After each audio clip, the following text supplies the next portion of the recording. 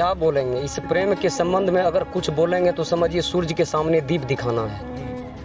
इस प्रेम की प्रसंग को हम शायद अपने मुख से व्यक्त नहीं कर सकते हैं। यह लैला और मजनू, हीर और रांझा की तरह प्रेम किया था। इस प्रेम के विषय में कुछ भी नहीं कहा जाए, सिर्फ यह सोचा जाएगा सच्चा प्रेमी था, सच्चा प्रेम कर रहा था।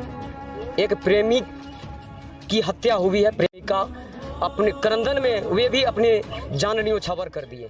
नमस्कार दोस्तों, आरती और छोटू की प्रेम कहानी का द एंड बड़ा खतरनाक तरीके से होता है। जब मकान को बंद करके मार रहा था। हाँ, खिड़की के बारी सब बंद था, सब बंद था। बहुत मारा, मुंगरा से पहले मारे, इसके बाद वो जो रॉड है, पलंग का रॉड नहीं होता है, वही रॉड से मारे उसको। उस ट्रंक पर पटक पटक के मारा। देखे होंगे कि ट्रंक फचका हुआ है, उस पर बहुत जैसे निर्मम तरीका से मारा है। उसको नाखून भी उखाड़ लिया, करंट लगा के मारा। पानी के लिए तरफ रात को उसका पेशाब पिला दिया। मारा है उसको, नाखून भी उखाड़ लिया, करंट लगा के मारा। पानी के लिए तरफ रात को उसका पेशाब पिला दिया। अच्छा, लड़के को रात भर लड़की के घर वालों द्वारा पीटा जाता है बड़ी ही बेरहमी से, और सुबह सुबह उस लड़के छोटू की मौत हो जाती है। चके में खोता बाबू जारी गाइल के कर नजरी गाड़ी गाइल हो।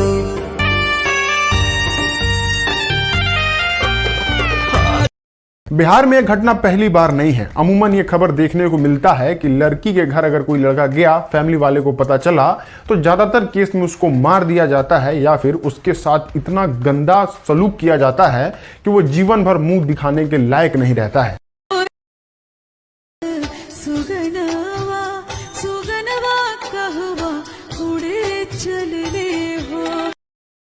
आखिरकार क्या हुआ था उस रात कि आरती के घर वाले इतने ज्यादा गुस्से में थे कि उस लड़के को मौत की घाट उतार देते हैं। इस मैटर में सबसे मेन कल्प्रिट जो है वो आरती की भाभी है और उसके दो छोटे भाई, उसकी माँ का कोई दोष नहीं है। मेन भाभी अपने भाई से शादी कराना चाहती थी आरती की, जो कि नहीं हो पा रहा था, और उसका भाई जो है उससे शादी करना चाह रहा था। आरती छोटू से मोहब्बत करती थी, तो जब इसकी भाभी जब पूरी तरह देखी कि ये पूरी तरह हार रही है, तो इसने एक षड्यंत्र रचा जिसके तहत उसको बुलाया गया और उसकी हत्या की गई।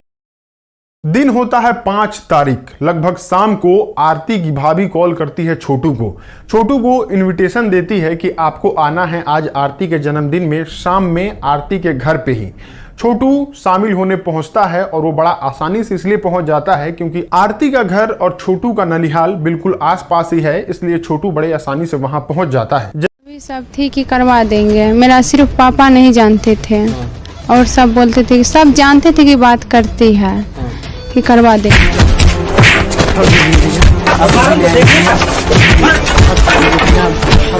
जिस तरीके से तरपाया है न ये बिजली करंट और न खींच के, उससे भी बदतर जिंदगी हम कर देंगे उस परिवार को, उसके मारने वाले। और ये वह बच्ची मेरे लिए प्रकृति रंजन के तरह होगी और मैं पिता के भूमिका में उस बच्ची को